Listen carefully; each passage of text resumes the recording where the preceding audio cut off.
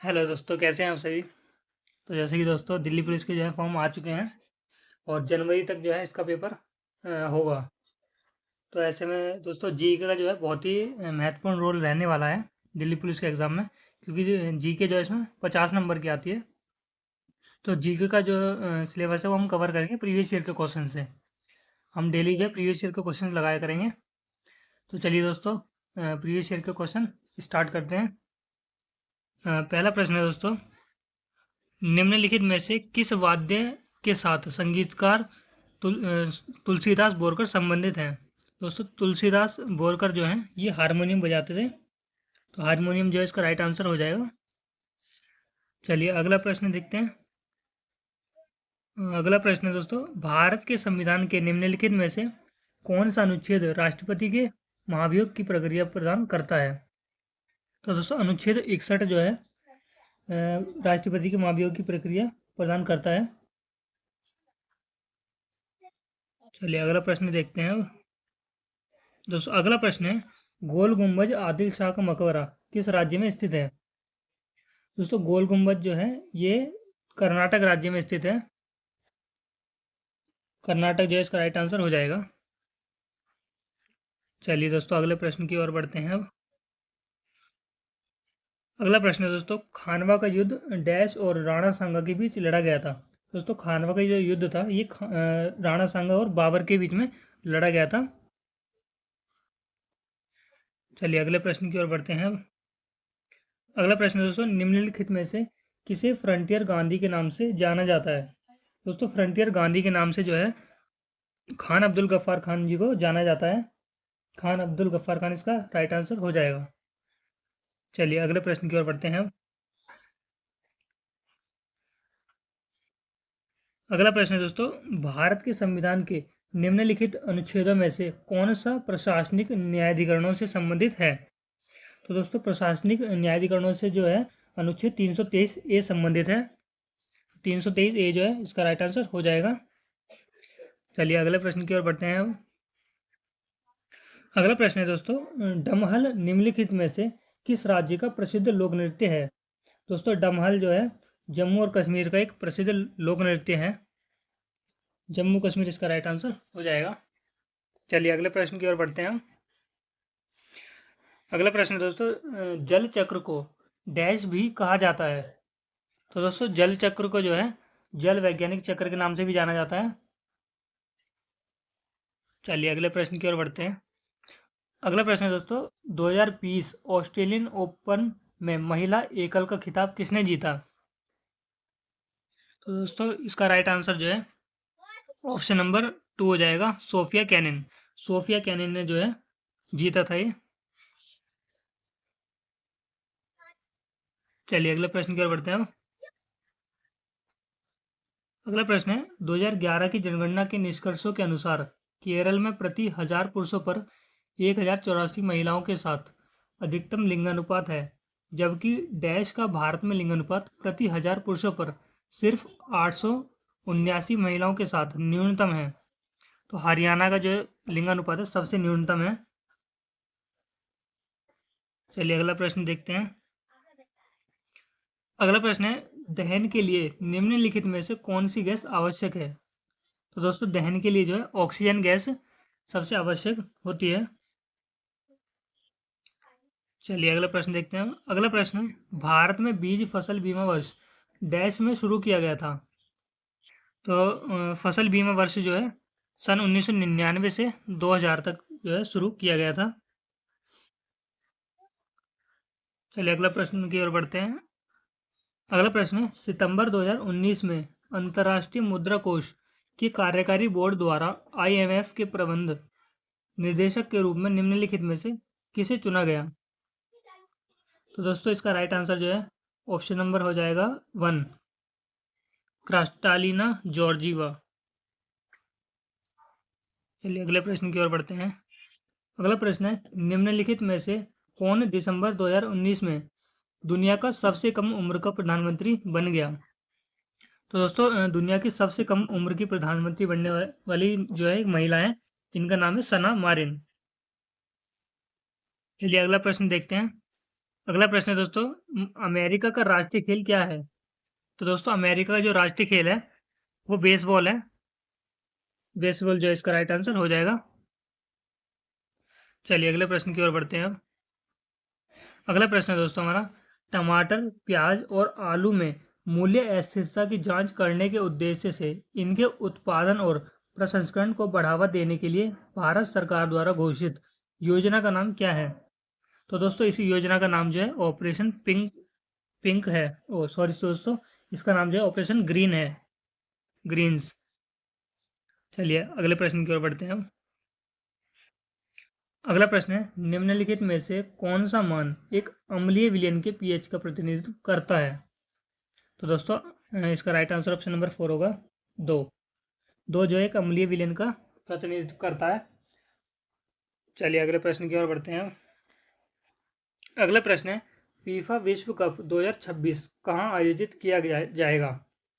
तो दोस्तों फीफा विश्व कप 2026 जो है अमेरिका, कनाडा और मैक्सिको में आयोजित किया जाना है। चलिए दोस्तों अगले प्रश्न की ओर बढ़ते हैं हम। अगला प्रश्न है दोस्तों, उस नदी का चयन कीजिए जिस पर सिंगुर बांध बनाया गया है। दोस्तों सिंगुर बांध जो है मंजीरा नदी पर बनाया गया है। चलिए अगले प्रश्न की ओर बढ़ते हैं अब। अगला प्रश्न है दोस्तों, औरंगजेब ने डैश तक मुगल साम्राज्य पर शासन किया? दोस्तों औरंगजेब जो है सन 1658 से लेकर 1707 तक जो है शासन किया था इसने। चलिए अगले प्रश्न की ओर बढ़ते हैं अब। अगला प्रश्न है दोस्तों, भारत में निम्नलिखित में से किस बंदरगाह का नाम बदलकर दीनदयाल बंदरगाह रखा गया है? तो दोस्तों कांडला बंदरगाह का नाम जो है बदलकर दीनदयाल बंदरगाह कर दिया गया है। चलिए अगले प्रश्न की ओर बढ़ते हैं दोस्तों। अगला प्रश्न है दोस्तों, निम्नलिखित में से कौन सा प्रावधान सही है? तो दोस्तों इसका राइट आंसर ऑप्शन नंबर 2 हो जाएगा। भारत के संविधान का भाग 4 राज्य नीति निर्देशक सिद्धांतों से संबंधित है। यह बिल्कुल राइट आंसर हो जाएगा। चलिए अगले प्रश्न की ओर बढ़ते हैं। अगला प्रश्न है दोस्तों, सारे जहां से अच्छा हिंदुस्तान हमारा गीत के लेखक कौन है? तो दोस्तों ये गीत जो है मोहम्मद इकबाल के द्वारा लिखा गया है। चलिए अगले प्रश्न की ओर बढ़ते हैं। अगला प्रश्न है दोस्तों, मार्गरेट एडवुड विजेता नामित किया गया था? तो दोस्तों इसका राइट आंसर ऑप्शन नंबर 3 हो जाएगा, फर्नांडिस एवरिस्टो। फर्नांडिस एवरिस्टो और मार्गरेट एडवुड को 2019 के बुकर पुरस्कार का संयुक्त विजेता नामित किया गया था दोस्तों। चलिए अगले प्रश्न की ओर बढ़ते हैं। अगला प्रश्न है दोस्तों, दिसंबर 2019 में क्रिकेट ऑस्ट्रेलिया की दशक की टेस्ट टीम का कप्तान किसे नियुक्त किया गया था? तो दोस्तों 2019 की क्रिकेट ऑस्ट्रेलिया की दशक टेस्ट टीम का जो कप्तान है ये भारत के बल्लेबाज विराट कोहली को नामित किया गया था। चलिए दोस्तों अगले प्रश्न की ओर बढ़ते हैं हम। अगला प्रश्न है दोस्तों, मिल्खा सिंह को निम्नलिखित में से किसने फ्लाइंग सिख की उपाधि दी थी? तो दोस्तों मिल्खा सिंह को फ्लाइंग सिख की उपाधि जो है जनरल अयूब खान ने दी थी। चलिए अगले प्रश्न की ओर बढ़ते हैं। अगला प्रश्न है दोस्तों, निम्नलिखित में से किसने 1905 में सर्वेंट ऑफ इंडिया सोसाइटी की स्थापना की थी? दोस्तों 1905 में सर्वेंट ऑफ इंडिया सोसाइटी की स्थापना जो है गोपाल कृष्ण गोखले के द्वारा की गई थी। चलिए दोस्तों अगले प्रश्न की ओर बढ़ते हैं हम। अगला प्रश्न है दोस्तों, किस वर्ष में आरबीआई का राष्ट्रीयकरण किया गया था? तो दोस्तों आरबीआई का राष्ट्रीयकरण जो है सन 1949 को किया गया था। तो इसका राइट आंसर 1949 हो जाएगा। और दोस्तों आरबीआई की जो स्थापना है ये सन 1935 में की गई थी। चलिए दोस्तों अगले प्रश्न की ओर बढ़ते हैं। अगला प्रश्न है दोस्तों, इसकी प्रस्तावना के अनुसार आरबीआई के पास डैश से अधिक उपराज्यपाल नहीं हो सकते हैं। तो दोस्तों इसकी जो प्रस्तावना है इसके अनुसार इस पे आरबीआई के पास 4 से अधिक राज्यपाल जो है उपराज्यपाल नहीं हो सकते। चलिए अगले प्रश्न की ओर बढ़ते हैं। अगला प्रश्न है दोस्तों, भारत सरकार की आयुष्मान भारत योजना के अंतर्गत एक परिवार को मिलने वाली वार्षिक स्वास्थ्य सुरक्षा कितनी है? तो दोस्तों इसको जो है 5 लाख रुपए दिए जाते हैं। चलिए अगले प्रश्न की ओर बढ़ते हैं। अगला प्रश्न है, प्रख्यात नृत्यांगना रंजना गौहर निम्नलिखित में से किस नृत्य शैली की प्रतिपादक हैं? तो दोस्तों रंजना गौहर जो है ओडिसी की प्रतिपादक हैं। ओडिसी जो है इसका राइट आंसर हो जाएगा दोस्तों। चलिए अगले प्रश्न की ओर बढ़ते हैं हम। अगला प्रश्न है दोस्तों, निम्नलिखित में से कौन सा शरीर में आयोडीन की कमी का लक्षण है? तो दोस्तों इसका राइट आंसर जो है ऑप्शन नंबर 3 हो जाएगा, अवटु ग्रंथियों की सूजन। ये जो है आयोडीन की कमी का एक लक्षण है। चलिए अगले प्रश्न की ओर बढ़ते हैं। अगला प्रश्न है दोस्तों, समतल दर्पण में बनी छवि डैश होती है। तो दोस्तों समतल दर्पण के में बनी जो छवि है ये पार्श्व और औंधी होती है। तो राइट आंसर जो ऑप्शन नंबर 3 हो जाएगा। चलिए अगले प्रश्न की ओर बढ़ते हैं। अगला प्रश्न है दोस्तों, आर्थिक सर्वेक्षण 2020 के अनुसार भारत दुनिया में डैश सबसे बड़ा उभरता हुआ ग्रीन बॉन्ड बाजार बन गया है। तो दोस्तों भारत जो है दूसरा सबसे बड़ा उभरता हुआ ग्रीन बॉन्ड बाजार बन गया है। चलिए अगले प्रश्न की ओर बढ़ते हैं हम। अगला प्रश्न है दोस्तों, कृषि लागत और मूल्य आयोग की सिफारिश के आधार पर भारत में न्यूनतम समर्थन मूल्य निर्धारित किसके द्वारा निर्धारित किया जाता है? ये मिसप्रिंट होगा थोड़ा, तो इसका राइट आंसर जो है ऑप्शन नंबर 2 होगा, भारत सरकार। दोस्तों भारत में एमएसपी जो है भारत सरकार के द्वारा निर्धारित की जाती है। चलिए अगले प्रश्न की ओर बढ़ते हैं। अगला प्रश्न है दोस्तों, कन्नौज का युद्ध शेर शाह सूरी और हुमायूं के बीच कब लड़ा गया था? तो दोस्तों कन्नौज का युद्ध जो है सन 1540 में लड़ा गया था हुमायूं और शेर शाह सूरी के बीच। चलिए अगले प्रश्न की ओर बढ़ते हैं। अगला प्रश्न है, ICAR केंद्रीय आलू अनुसंधान संस्थान कहाँ स्थित है? तो दोस्तों ये आलू अनुसंधान संस्थान जो है शिमला में स्थित है। शिमला जो है इसका राइट आंसर हो जाएगा। चलिए अगले प्रश्न की ओर बढ़ते हैं। अगला प्रश्न है दोस्तों, ओणम त्यौहार मुख्य रूप से किस राज्य में मनाया जाता है?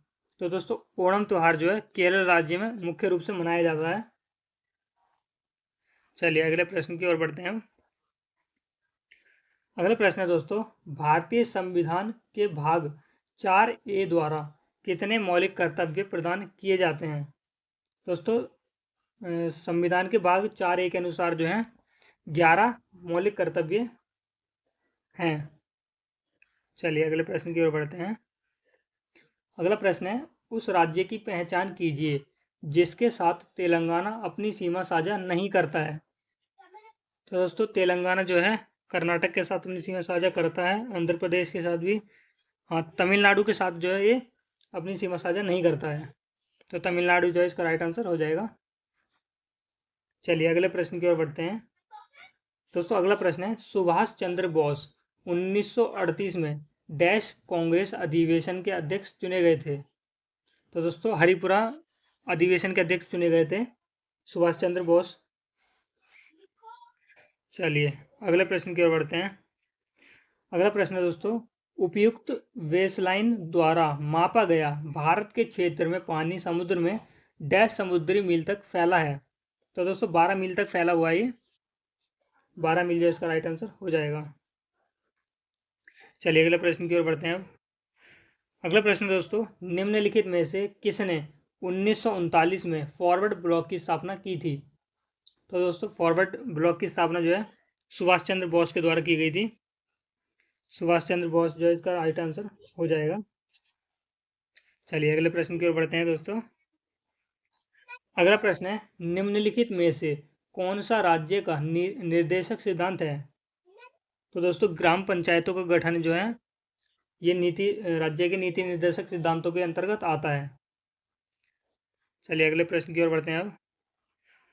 अगला प्रश्न है दोस्तों, प्रसिद्ध शास्त्रीय गायिका गिरिजा देवी हिंदुस्तानी शास्त्रीय संगीत के किस रूप की प्रतिपादक थीं? तो दोस्तों इसका राइट आंसर ऑप्शन नंबर 2 हो जाएगा, ठुमरी। दोस्तों गायिका गिरिजा देवी जो है ये ठुमरी से संबंधित थी। चलिए अगले प्रश्न की ओर बढ़ते हैं दोस्तों। अब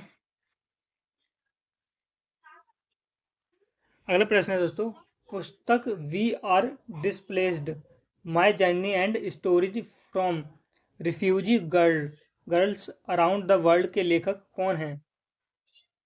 तो दोस्तों इसका राइट आंसर जो है ऑप्शन नंबर 4 हो जाएगा, मलाला यूसुफजई।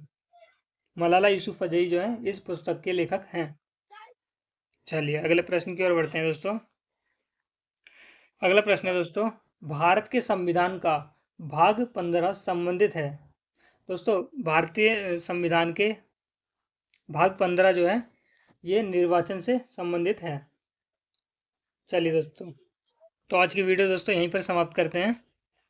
अगर आपको वीडियो अच्छा लगा हो तो वीडियो को लाइक और शेयर जरूर करिएगा दोस्तों, और चैनल पर नए हैं दोस्तों तो चैनल को सब्सक्राइब जरूर कर लीजिएगा। चलिए दोस्तों, अब आपसे मिलेंगे नेक्स्ट वीडियो में।